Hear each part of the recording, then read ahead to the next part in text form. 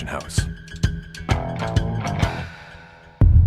हाँ भाई, तो आप सब ने मनी हाइस्ट तो देखा होगा। बहुत ही बेहतरीन और क्लीन वेब सीरीज थी। मतलब लोग कहते हैं कि भाई ऐसी वेब सीरीज देखने के बाद हमारा क्राइम जॉनरा से भरोसा ही उठ गया है। मतलब कहने का उनका ये है कि जब से हमने मनी हाइस्ट देखा है उसके बाद से एक भी क्राइम जॉनरा की मूवी या वेब सीरीज हमें बिल्कुल भी समझ नहीं आ रही है, क्योंकि सिर्फ और सिर्फ उस वेब सीरीज में ना तो सिर्फ उसकी सिनेमैटिक्स या उसके शॉट्स वगैरह सिर्फ अच्छे लगे लोगों को, ना तो सिर्फ एक्टिंग और ना तो स्टोरी। मतलब एक एक वो लॉजिक जो उसमें दी गई थी, लोग उससे बहुत ज़्यादा इम्प्रेस हो गए थे।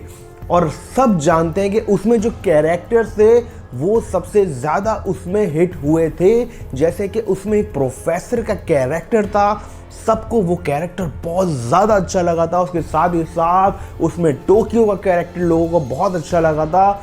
लेकिन इन सब से आगे एक कैरेक्टर जो लोगों के दिलों को भा गया था और पहले ही सीज़न में उसको हटा दिया था, उस कैरेक्टर का नाम था बर्लिन। बर्लिन एक ऐसा कैरेक्टर था जिसको देखने के लिए सब अपनी अपनी दिलचस्पी दिखा रहे थे। तो उसी के चलते इन लोगों ने एक और वेब सीरीज बनाई है जो कि है बर्लिन के ऊपर, और इस वेब सीरीज का नाम भी है बर्लिन।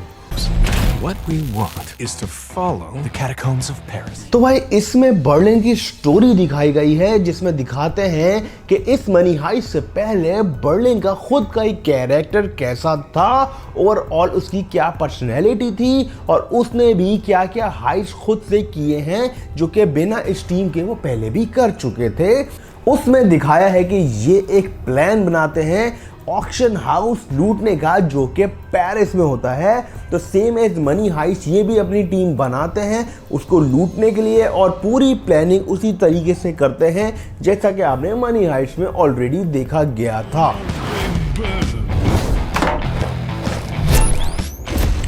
लेकिन एक बात बता दूं कि बर्लिन को भी बिल्कुल भी जो हल्के में ले रहा है वो ना ले। ये सीरीज भी बहुत ज़्यादा कमाल होने वाली है, क्योंकि ऑब्वियसली अगर आप अंदाज़ा लगाएं कि मनी हाइस्ट तो 2-3-4 साल पहले जो है वो शूट किया गया और बनाया गया, लेकिन सोचे आज की टेक्नोलॉजी के हिसाब से इन्होंने बर्लिन को बनाया है तो वो कितना ज़्यादा अच्छा होगा। ट्रेलर देख के ही समझ आ रहा है कि इस वेब सीरीज़ में एक चार्म है। हालांकि ट्रेलर को बहुत ज़्यादा एक्सट्रीम हाइप वाला नहीं बनाया, लेकिन ये कोई बुरी चीज़ नहीं होती, ये एक अच्छा साइन होता है। अक्सर लोग क्या करते हैं कि ट्रेलर बहुत ज़्यादा अच्छा बना देते हैं, लेकिन उसमें जो फिर प्रोडक्ट एंड निकलता है वो बहुत ज़्यादा बुरा होता है। तो ट्रेलर देख के बहुत ज़्यादा लोगों के दिलों में हाइप बन जाती है, जैसे कि शाहरुख खान की जवान मूवी में बहुत हाइप बन गई थी, बट एंड प्रोडक्ट बहुत ही थका हुआ था।